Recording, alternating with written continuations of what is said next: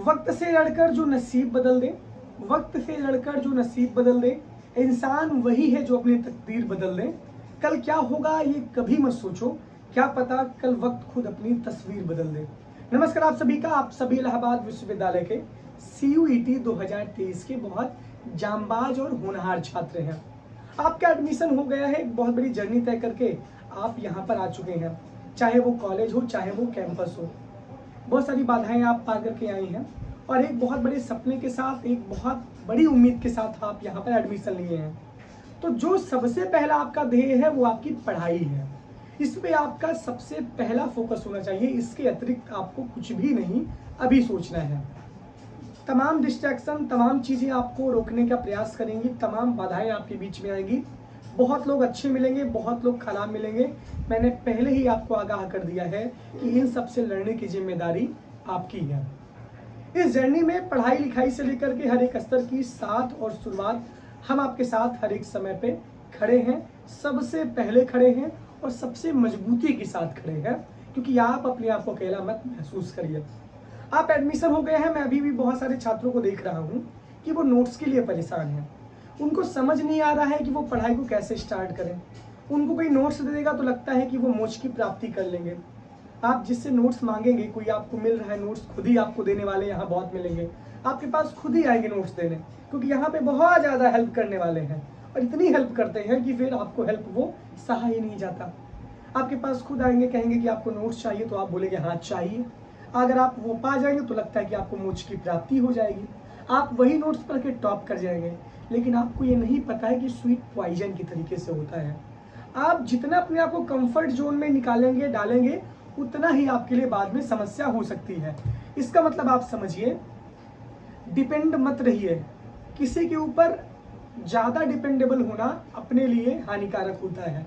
आपको मैं ये बता रहा हूँ, आप अच्छे छात्र हैं, आप मेधावी छात्र हैं, आप अपनी मेधा से, आप अपने नंबर से इलाहाबाद विश्वविद्यालय में एडमिशन लिए हैं।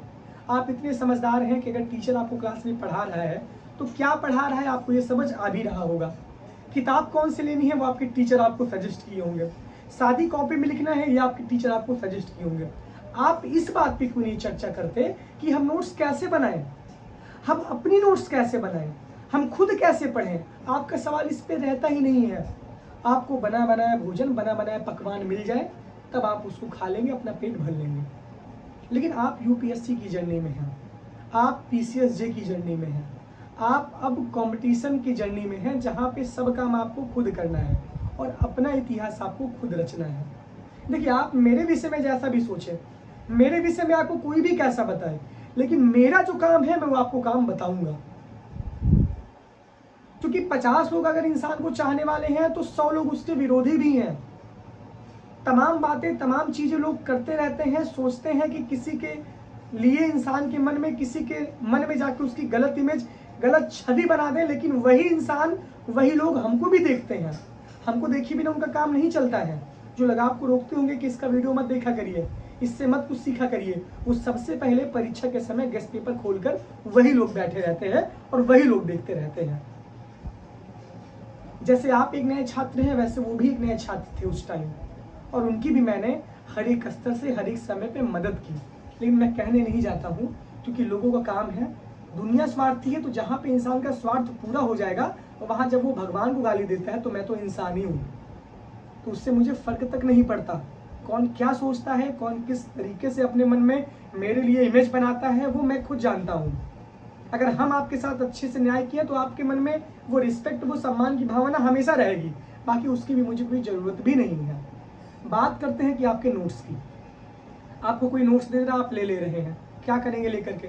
उसको लिखेंगे क्या? महाभारत रामचरितमानस पढ़ेंगे क्या? टीचर आपको क्लास में पढ़ा रहा है, आपके पास आपका सिलेबस होगा। सिलेबस नहीं हो तो मैंने पोस्ट कर दिया है, आपके पास आपकी बुक होगी। आप बुक को रीड करिए, आप सिलेबस को देखिए। सिलेबस को जो टॉपिक आपको बुक पे नहीं मिला है तो आप गूगल से देखिए। दिन भर तो स्नैपचैट, इंस्टाग्राम और व्हाट्सएप तो आप चलाते रहते हैं। आप थोड़ा सा समय अपने पढ़ाई को नहीं दे सकते क्या? अपने आप से पूछिए कि आप इलाहाबाद में आ चुके हैं, आप पढ़ाई की शुरुआत कर चुके हैं। घर से आने के बाद आप कितना दिन तक कंफर्ट जोन अपने आप को ढूंढेंगे कि अभी 10 दिन हुआ, अभी पढ़ना स्टार्ट करेंगे 1 महीने बाद? अभी तो नए नए आए हैं, विश्वविद्यालय को समझ रहे हैं, तो पढ़ाई कब करेंगे भाई? पढ़ाई तो आपको शुरू कर ही देनी चाहिए। अब कैसे करनी है मैं बता रहा हूँ ना। अगर आप बीए के छात्र हैं, आपको कोई भी सब्जेक्ट हो, आपके पास सिलेबस होगा, आपके पास किताबें होंगी। किताबें नहीं होगी तो किताबें खरीद लीजिए। किसी की किताब का भरोसा मत करिए, कोई किताब आपको देगा, क्योंकि सब कंपटीशन की तैयारी करने वाले छात्र हैं। और जो किताबें आपकी ग्रेजुएशन में आपके साथ रहेंगी वही कंपटीशन में भी लगती हैं, क्योंकि यहाँ का पूरा सिलेबस यूपीएससी का है, यहाँ का पूरा सिलेबस आईआईटी जैम का है, यहाँ का पूरा सिलेबस पीसीएसजे का है। एक बात अपने दिमाग में आप बैठा लीजिए, किताबें आप खुद ले लीजिए। टीचर्स आपको पढ़ा रहे हैं, लेक्चर हो रहा है, क्लास के सामने लेक्चर हो रहा है, टीचर पोडियम पे आपको लेक्चर दे रहे हैं, तो जो लेक्चर आपको दे रहे हैं आप उसको बहुत ध्यान से सुने, लेकिन सत्यनारायण भगवान की कथा के तरीके से उसको मत सुनिए। नोट्स बनाने का सही तरीका ये है कि जो टीचर क्लास में लेक्चर दे रहे हैं कम से कम उसको अपने दिमाग में बैठाइए और आप कॉपी में नीचे नोट करते रहिए, कुछ कुछ बातें नोट करते रहिए, जितना नोट कर पाएंगे उतना नोट करते रहिए। रिकॉर्डिंग ऑन कर लीजिए, उनकी रिकॉर्डिंग सुनिए, क्योंकि वो लेक्चर बहुत इम्पॉर्टेंट है। लेकिन सत्यनारायण भगवान के तरीके से उस कथा को नहीं सुनना है कि एक लेक्चर दे रहे हैं उसके बाद एक कान से सुने एक कान से निकाल दिया और घर पे जाके को पढ़े ही नहीं। जब आप क्लास में लेक्चर को सुनेंगे उसमें से इम्पॉर्टेंट टॉपिक्स आप नोट करेंगे, वो टॉपिक आप नोट करेंगे। जब वो टॉपिक जाके आप किताब से पढ़ेंगे, एक बार पढ़ेंगे, 2 बार पढ़ेंगे, गूगल की सहायता लेंगे, यूट्यूब की सहायता लेंगे, तब आपको वो टॉपिक क्लियर समझ आएगा कि इस टॉपिक का सार क्या है। मान लीजिए कि हम अभी आर्कियोलॉजी आपका है, एंशिएंट हिस्ट्री है, पुरातत्व क्या है, आर्कियोलॉजी क्या है, टीचर आपको पढ़ा रहे हैं। आर्कियोलॉजी के डिफिनेशन बहुत सारे पुरातत्ववेत्ता ने दी, आर्कियोलॉजिस्ट ने दी है, तो उसके डिफिनेशन को आप देखिए, उसके थीम को देखिए, उसके क्या क्या सोर्स रहे हैं इतिहास को पढ़ने के, जानने के, वो सब बहुत आसान है। लेकिन जब तक आप पढ़ेंगे नहीं, जब तक आप कंफर्ट जोन से बाहर निकलेंगे नहीं, तब तक आप खुद से कुछ करेंगे नहीं। और जो इंसान खुद से कुछ नहीं करेगा वो इंसान छपी छपाई चीज़ों को पढ़ लेगा और वो एक जर्नल नंबर, एक कॉमन नंबर पा जाएगा। इतिहास रचने वाले विद्यार्थी अपनी गाथा खुद लिखते हैं और मेहनत इतनी खामोशी से करो कि सफलता शोर मचा दे।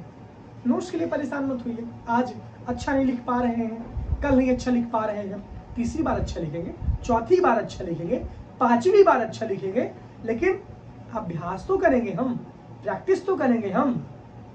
तो कौन सीखेगा? हम सीखेंगे। आप नोट्स बनाइए, अपने टीचर को दिखाइए।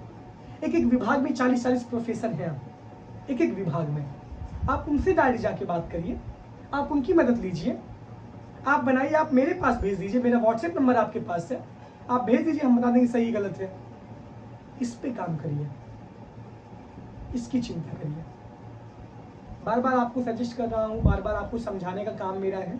बाकी आप समझदार हैं और जो बच्चे नहीं समझदार हैं सिर्फ उनके लिए वीडियो जाता है ये, लेकिन जो ज़्यादा समझदार है उनके लिए कोई भी वीडियो का मतलब ही नहीं रहता।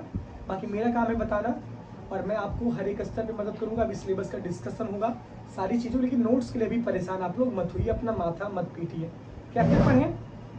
सिलेबस देखें, किताब खरीदें, क्लास जाएं, क्लास के लेक्चर को देखें, घर पे आके वही चीज़ रीड करें, शॉर्ट नोट्स बनाएं, अच्छे से टॉपिक को कवर करें। बस यही काम है आपका, कुछ करना नहीं है इससे ज़्यादा।